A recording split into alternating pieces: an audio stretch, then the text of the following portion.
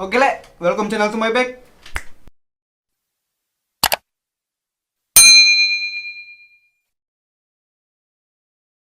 Ya, di video kali ini kita bakal nge-reaction Roma Live Indonesianya dari kisah Arif Muhammad. Ya, beda ya. Kalau kemarin tuh Arif Muhammad Mak Betty, kali ini Arif Muhammad Arif Pocong gitu ya. Kenapa dibilang Arif Pocong ya? Setahu aku, dia tuh dulunya main Twitter gitu tuh. Dia tuh sempat booming-boomingnya awal-awal main Twitter tuh dia dengan nama atau nickname atau username gitu lah pokoknya, atau ID tuh Pocong gitu ya. Pasti kalian yang udah tahu Arif Muhammad ya tahu lah itu. Daripada banyak bicara, banyak cerita, ya kita tengok aja kisah sebenarnya itu seperti apa gitu ya kan. Ini dia videonya, langsung aja kita mulai.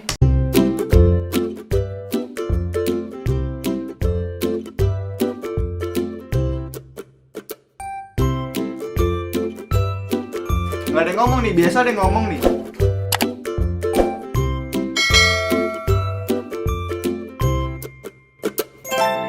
Oke. Arif Muhammad Yakub atau akrab dipanggil dengan nama Arif Pocong. Lahir di kota Batam, Kepulauan Riau pada 26 Oktober 1990. Arif adalah seorang penulis, aktor, blogger, serta salah satu YouTuber ternama di Indonesia. Ia terlahir dari ayah yang bernama Iskandar Yakub dan ibu yang bernama Roslainar. Arif juga memiliki 3 kakak perempuan yang bernama Rosi Eka Putri, Rosa Romadona, dan Citra Desi. Oke, jadi Arif Muhammad itu sebenarnya nama aslinya Arif Muhammad Yakub, tapi di situ cuma ditulis Arif Muhammad atau Arif Pocong gitu ya kan. Dan dia itu lahir di kota Batam atau Kepulauan Riau pada tanggal 26 Oktober tahun 1990. Gila. Mungkin ada yang seumuran sama kalian lah ya kan. Nah, mungkin nama Yakub itu diambil dari nama bapaknya. Nama bapaknya adalah Iskandar Yakub. Dia memiliki 3 kakak gitu. Yang pertama Rosi, Rosa, kemudian Citra gitu ya. Nggak tahu nih mana yang pertama. Kayaknya yang pertama Rosi gitu, yang kedua Rosa, yang ketiga Citra kayaknya gitu. Kemudian Arif adalah anak cowok satu-satunya dan dia anak terakhir. Nah, tadinya aku pikir Arif ini lahir di Padang ya tadinya. Rupanya dia itu lahir di Batam. Oke, kita lanjut. Menghabiskan masa kecilnya di kota yang berseberangan langsung dengan Singapura ini, membuat Arif pernah mengenyam pendidikan di SD Negeri 4 Batam, SMPN 6 Batam, kemudian ia melanjutkan ke SMA Kartini Batam. Di tahun 2008, Arif memilih hijrah ke Jakarta untuk berkuliah di Universitas Trisakti Jakarta Barat dan memilih Fakultas Hukum. Laki-laki berdarah Minangkabau ini mengawali karirnya dengan dikenal sebagai pemilik akun Twitter anonim bernama Pocong, yang ia buat pada bulan Agustus 2009. Ia terinspirasi dari akun Twitter lain yang bernama Pocong Asli. Pada awalnya Arif memilih nama Pocong hanya sekedar untuk lucu-lucuan saja, mengingat pada kala itu perfilman Indonesia sedang didominasi oleh film-film bergenre horor.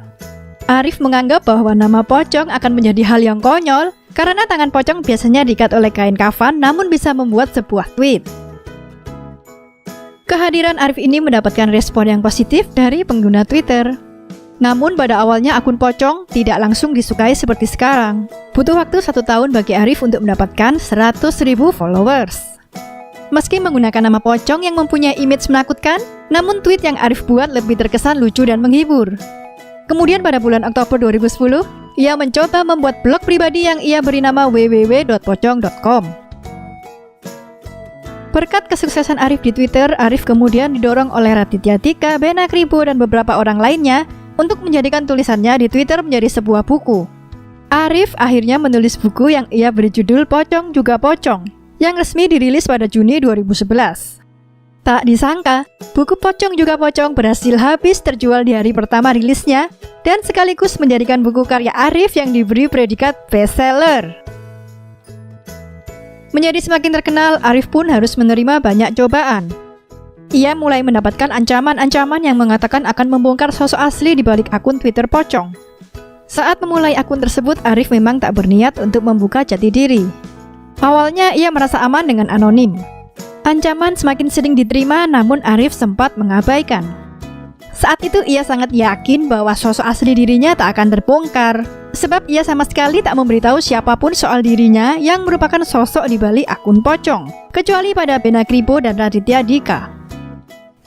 Oke, ntar ya. Jadi ternyata memang bener Arif ini ada darah-darah Minang gitu. Makanya aku kira dia itu lahir di Minangkabau atau Padang gitu ya kan. Nah, pada tahun 2008 dia tuh sempat kepikiran untuk hijrah atau pindah ke Jakarta ya kan. Sambil kuliah di Jakarta mengambil jurusan hukum tadi. Kemudian dia tuh ya bener kan. Dia tuh membuat sebuah akun Twitter anonim gitu ya kan. Dia terinspirasi untuk membuat nama akun tersebut adalah Pocong. Kenapa? Karena dia awalnya untuk lucu-lucuan aja gitu. Sembari untuk lucu-lucuan ya memang film Indonesia pada saat itu memang mendominasi yang genrenya itu horor semua gitu. Nah, dia tuh kepikiran kenapa dia nggak buat nama yang berkaitan dengan horor. Nah, kemudian setelah setahun lamanya gitu, dia berhasil menyentuh angka 100.000 followers di Twitternya. Kemudian dia dibantu sama Radit dan Bena Kribo. Mungkin ya setelah dia booming atau tweetannya tuh kayak mungkin cukup menarik, itu tuh ada penglihatan atau pandangan dari Radit, kemudian dari Bena juga, Bena Kribo. Mungkin mereka mengasih saran kenapa nggak bikin buku aja gitu. Sampai akhirnya Arif ini bikin buku yang berjudul Pocong Juga Pocong, rilis pada Juni 2011. Nah, kemudian pada hari pertamanya itu semua buku habis terjual, kosong, ludes gitu. Nah, tapi di balik kesuksesannya seperti biasa lah ya, ada aja ancaman-ancaman yang gimana-gimana gitu. Mungkin ada aja orang sirik, orang iri, dengki dan sebagainya, itu pasti ada aja. Dia sempat diteror, dia sempat dapat kabar bahwasanya dia bakal dibongkar siapa dirinya sebenarnya. Tapi dia tetap nggak peduli itu. Dia tetap mengabaikan itu semua ya, tetap santuy. Karena pada dasarnya nggak ada yang tahu siapa dia sebenarnya. Yang tahu tuh cuma Radit sama Bena Kribo gitu. Oke, kita lanjut ya. Namun ancaman tersebut menjadi kenyataan. Sang pengancam benar-benar bisa membongkar sosok asli Arif Muhammad pada September 2011. Arif langsung menjadi sorotan sana-sini, namanya pun langsung trending. Arif pun mengaku sempat merasakan depresi di masa-masa itu. Setelah menenangkan diri selama beberapa hari, ia kembali dan mengakui bahwa ia adalah pemilik akun Pocong. Terbongkarnya identitas Pocong justru membawa berkah bagi Arif. Ia sering diundang untuk mengisi acara seminar dan talk show mengenai kreativitas dan media sosial. Buku milik Arif akhirnya diangkat ke layar lebar oleh salah satu production house ternama di Indonesia, yaitu Maxima Pictures dan radio MS3 FM. Film ini diberi judul yang sama, yaitu Pocong Juga Pocong, yang resmi dirilis pada bulan November 2011. Film yang memiliki genre komedi romantis ini menceritakan sisi lain dari Pocong yang menyesal karena belum mengungkapkan perasaan cintanya pada seorang wanita yang ia cintai. Arif juga ditunjuk langsung menjadi penulis skenarionya.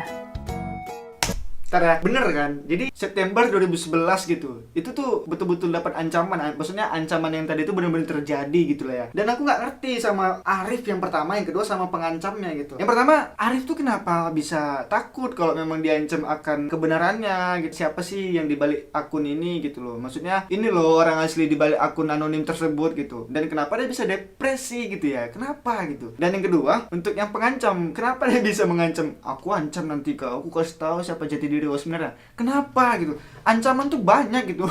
Aku nggak mau ngajari ya, tapi ya banyak. Kenapa bisa mengancam kayak membongkar jati dirinya gitu? Alhasilnya ini dari tadi aku pikirkan kalau diancamnya gini ya, orang nggak tahu aja siapa dia, siapa orang sebenarnya di balik akun anonim tersebut. Itu akun aja udah meledak, udah besar, bukunya juga udah habis ludes terjual. Harusnya yang pertama Arif nggak perlu takut kalau memang dikasih tahu kebenarannya. Itu bakal jadi peluang sama dia, bisa jadi ya terbukti gitu loh. Banyak sorotan sama dia, banyak media yang menyorot dia jadi terkenal, jadi booming, dia jadi dikenal semua masyarakat gitu kan.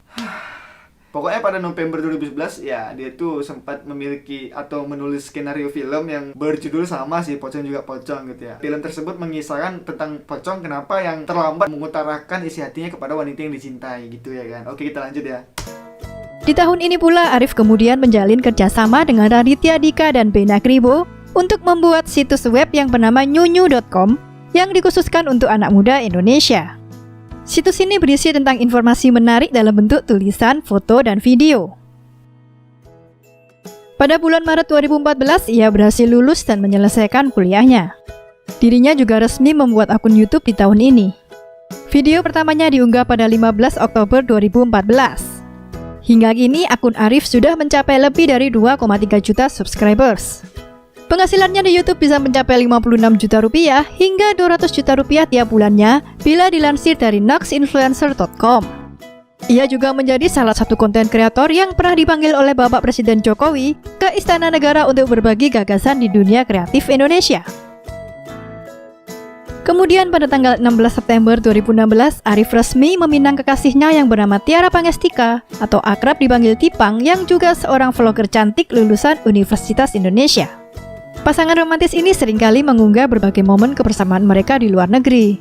Salah satunya adalah ketika mereka memilih Maldives sebagai tempat bulan madu mereka.